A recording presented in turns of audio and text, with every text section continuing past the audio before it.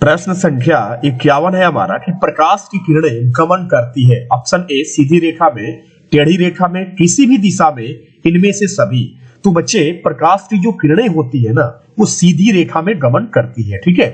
प्रश्न संख्या 52 की तरफ चलते हैं कि परावर्तन के नियम लागू होते हैं। ठीक है।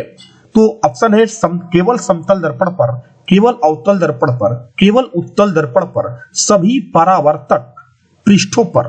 तो याद रखें कि परावर्तन के जो नियम होते हैं ना वो समतल दर्पण हो, चाहे अवतल दर्पण हो, चाहे उत्तल दर्पण हो, ये सभी पर लागू होते हैं। ठीक है। आपको पीछे हमने वीडियो पार्ट 1 और पार्ट 2 में 25-25 प्रश्न यानी कि 50 प्रश्न पूरे किए हैं और ये तीसरा पार्ट है जिसमें से हम 51 से प्रश्न स्टार्ट किए। ठीक है। अब हम चलते हैं प्रश्न संख्या 53 की तरफ कि किसी गोलीय दर्पण की फोकस दूरी उसकी वक्रता त्रिज्या की क्या होती है। तो इस प्रश्न का जो आंसर आपने पढ़ा भी होगा कि जो फोकस दूरी होती है वो वक्रता त्रिज्या की आधी होती है। ठीक है। इसलिए मेरा जो आंसर होना चाहिए वो ए नंबर होना चाहिए। प्रश्न संख्या 54 की तरफ चलते हैं कि एक गोलीय दर्पण की वक्रता त्रिज्या 20 सेंटीमीटर है, इसकी फोकस दूरी क्या होगी। तो अभी आपने बोला कि F बराबर जो होता है R/2, तो फोकस दूरी जो वक्रता त्रिज्या की आधी होती है, तो वक्रता त्रिज्या का मान 20 सेंटीमीटर दिया हुआ है और फिर बटा में 2, तो आप 20 में 2 से भाग देंगे तो 10 सेंटीमीटर आपका आंसर आ जाएगा। यानी कि जो हमारा आंसर होना चाहिए वो बी नंबर होना चाहिए। ठीक है। प्रश्न संख्या 55 है कि जब वस्तु अवतल दर्पण की वक्रता केंद्र पर हो, सी पर हो, तो प्रतिबिंब कहां बनेगा। आपने पढ़ा होगा कि जब अवतल दर्पण की वक्रता केंद्र सी पर कोई भी वस्तु होती है तो उसका प्रतिबिंब भी वक्रता केंद्र पर ही बनता है। ठीक है। और वस्तु के जितना साइज होता है उतना ही साइज प्रतिबिंब का होता है। प्रतिबिंब भले ही वास्तविक एवं उल्टा बनता है। ठीक है। तो यहां पर मेरा पूछा गया है प्रश्न की प्रतिबिंब कहां बनेगा, तो इसका आंसर होना चाहिए कि सी पर बनेगा। ठीक है। प्रश्न संख्या 56 की तरफ है कि अवतल दर्पण में वस्तु का प्रतिबिंब होता है। तो अवतल दर्पण एक ऐसा दर्पण होता है जिसमें किसी भी वस्तु का प्रतिबिंब आभासी भी बनता है और वास्तविक भी बनता है। यानी कि हम कह सकते हैं कि अवतल दर्पण में दोनों प्रकार के प्रतिबिंब बनते हैं। इसलिए जो हमारा आंसर होना चाहिए वो सी नंबर होना चाहिए। ठीक है। अगला है 57 नंबर प्रश्न कि वाहनों के पश्च दृश्य का मतलब होता है कि पीछे देखने के लिए। ठीक है। किस दर्पण के रूप पीछे देखने वाले दर्पण के रूप में किस दर्पण का उपयोग किया जाता है। तो आपने पढ़ा होगा कि उत्तल दर्पण का उपयोग साइड मिरर के रूप में पीछे के वाहनों को देखने के लिए किया जाता है। ठीक है। जो कि ड्राइवर के पास में ही साइड मिरर होता है। तो इस प्रश्न का जो आंसर होगा वो होगा उत्तल दर्पण। कभी कभी ये भी प्रश्न पूछे जाते हैं कि साइड मिरर के रूप में किस दर्पण का उपयोग किया जाता है, तो आप जरूर याद रखें कि उत्तल दर्पण। ठीक है। क्वेश्चन नंबर 58 है कि सोलर कुकर में किस गोलीय दर्पण का उपयोग किया जाता है। तो सोलर कुकर में अवतल दर्पण का उपयोग किया जाता है बच्चे। चाहे अवतल दर्पण का उपयोग पूछे कि हजामती दर्पण के रूप में किस दर्पण का उपयोग किया जाता है, तो आप जरूर याद रखें कि अवतल दर्पण। ठीक है। सौर भट्टियों में पूछे किस दर्पण का उपयोग किया जाता है, तो अवतल दर्पण। ठीक है। गाड़ियों के हेडलाइट में किसका उपयोग किया जाता है, तो अवतल दर्पण। ये सारे प्रश्न याद रखें आप। क्वेश्चन नंबर 59 है कि किसी गोलीय दर्पण तथा किसी पतले गोलीय लेंस दोनों की जो फोकस दूरी है वो -15 सेंटीमीटर है। तो दर्पण और लेंस समझौता है। तो देखो अवतल दर्पण की बात करते हैं। ठीक है। अवतल दर्पण इसकी जो फोकस दूरी होती है बच्चे ऋणात्मक होती है। उसी तरह से हम बात करते हैं अवतल लेंस। ठीक है।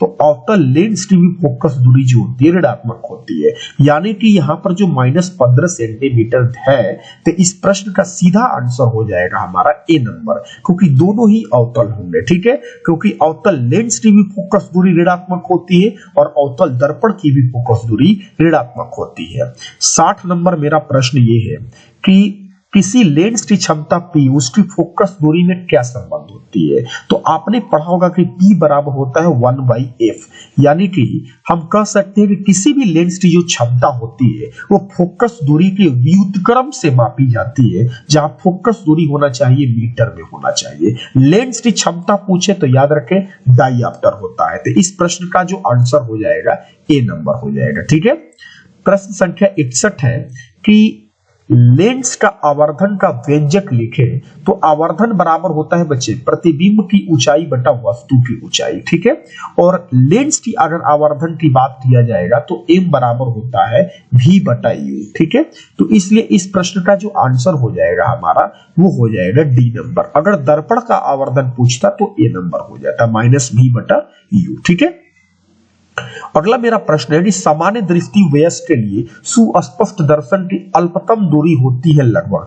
अल्पतम दूरी का मतलब होता है बच्चे निकटतम दूरी। ठीक है, न्यूनतम दूरी। ठीक है, तो न्यूनतम दूरी की बात किया जाए तो हमेशा याद रखें 25 सेंटीमीटर। ठीक है, अगर अधिकतम दूरी की बात करता है तो अनंत आपका आंसर हो जाता। ठीक है, क्वेश्चन नंबर 63 ये है कि नेत्र के द्वारा किसी वस्तु का कैसा, यहां पर थोड़ा मिस्टेक हो गया, कैसा प्रतिबिंब बनता है। तो नेत्र में जो हमारे जो नेत्र में किसी भी वस्तु का जो प्रतिबिंब होता है बच्चे वो वास्तविक होता है। ठीक है, उल्टा होता है और छोटा बनता है। ठीक है, इसलिए सीधा मेरा आंसर होना चाहिए ए नंबर। याद रखिए हमारे नेत्र में जो प्रतिबिंब बनता है वो रेटिना पर बनता है, इसे हम दृष्टि पटल भी कहते हैं। ठीक है, ये भी आप इसे याद रखें।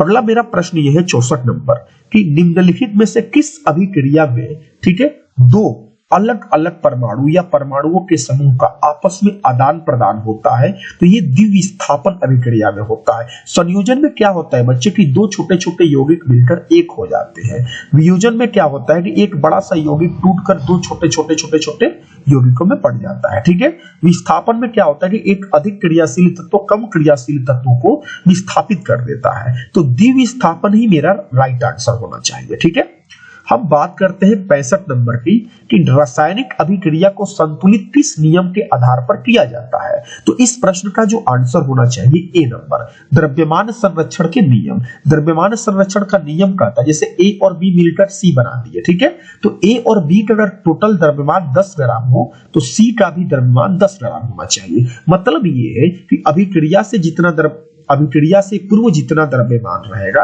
उतना ही अभिक्रिया के बाद रहेगा। ठीक है, इसलिए द्रव्यमान संरक्षण के नियम के तहत इसे संतुलित किया जाता है। उपचयन आपने सुना होगा, इसे हम आक्सीकरण भी बोलते हैं। आक्सीकरण का मतलब होता है ऑक्सीजन का संयोग। ठीक है, तो ऑक्सीजन का संयोग का मतलब ऑक्सीजन की वृद्धि होगी। ठीक है, तो पहला ऑप्शन है ऑक्सीजन की वृद्धि, राइट आंसर है। हाइड्रोजन की वृद्धि, तो ये हाइड्रोजन की वृद्धि नहीं होती है, हाइड्रोजन की कमी होती है इसमें। ठीक है, ऑक्सीजन की कमी है तो गलत है। ऑक्सीजन और हाइड्रोजन दोनों की वृद्धि, ये भी गलत है। मेरा राइट आंसर होना चाहिए बच्चे ए नंबर होना चाहिए। ठीक है, अगला है कि पदार्थ एक्स है और उसके विलयन का उपयोग सफेदी करने में होता है, इस एक्स का नाम क्या है। तो आप इसे याद रखें बच्चे कि इस एक्स का नाम है कैल्शियम हाइड्रोक्साइड। सूत्र याद रखें CaOH का होल ट्वाइस। ठीक है, CaOH का यहां पर लिख देता हूं CaOH का होल ट्वाइस। ठीक है, कैल्शियम हाइड्रोक्साइड का यूज किया जाता है। धातु के ऑक्साइड की प्रकृति कैसी होती है। तो ऐसा है ना कि धातु के जो ऑक्साइड की प्रकृति होती है बच्चे वो क्षारीय होते हैं। ठीक है, इसलिए मेरा जो आंसर होना चाहिए बी नंबर। ये बहुत बार सवाल पूछे जाते हैं, अगर ये पूछता कि अधातु के ऑक्साइड की प्रकृति कैसी होती है तो आप जरूर बताना कि अम्लीय होती है। ठीक है, चलिए क्वेश्चन नंबर 69 है कि पवनों का देश कहा जाता है भारत, फिनलैंड, डेनमार्क, अमेरिका। आपने पढ़ा होगा कि डेनमार्क को पवनों का देश कहा जाता है। ठीक है, 70 नंबर सवाल ये है कि क्षारक जल में घुलकर कौन सा आयन प्रदान करता है। तो सारी दुनिया जानती है कि हाइड्रोक्साइड आयन प्रदान करता है और अम्ल की बात करता है तो हाइड्रोजन हो जाता है। ठीक है, हम बात करेंगे अब 51 नंबर की। 51 नंबर है कि अम्ल धातु के साथ अभिक्रिया करके कौन सी गैस निकलती है। तो ये याद रखें बच्चे कि अम्ल धातु के साथ अभिक्रिया करेगा तो हाइड्रोजन गैस देता है। ठीक है, आपके ऑप्शन में नहीं था तो ये याद रखें हाइड्रोजन गैस। ठीक है, 72 नंबर प्रश्न है, क्लोर क्षार प्रक्रम से किस पदार्थ का निर्माण होता है? तो ये याद रखें कि आपका सोडियम हाइड्रोक्साइड का क्या होता है, निर्माण होता है, जिसका सूत्र होता है NaOH, जिसे हम कास्टिक सोडा के नाम भी देते हैं। ठीक है, कहता है कि एक पदार्थ है जो जल में घुलनशील है, स्वाद में कड़वा है। यहां पर ध्यान देना, स्वाद में कड़वा है तो सीधी सी बात है अम्ल नहीं होगा ना तो लवण होगा। अब क्षारक और कौन होगा? क्षारक। ठीक है, क्षार या क्षारक। अब कहता है कि जल में घुलनशील, तो जल में घुलनशील क्षारक को हम क्या कहते हैं? क्षार कहते हैं। ठीक है ना, इसलिए मेरा जो आंसर होना चाहिए बी नंबर होना चाहिए। ठीक है, अगला मेरा प्रश्न ये है 74 नंबर कि निम्नलिखित में पीएच मान वाले वर्षा, किस पीएच मान वाले वर्षा को अम्लीय वर्षा कहते हैं? तो जब 5.6 से क्या होता है बच्चे, वो कम हो जाता है ना, तो उसको हम कहते हैं अम्लीय वर्षा। तो आप चारों ऑप्शन में देख लो कि 5.6 से कम कौन है, तो सीधा आंसर निकलता है हमारा बी नंबर 5। ठीक है, अगला मेरा प्रश्न ये है कि किसी अभिक्रिया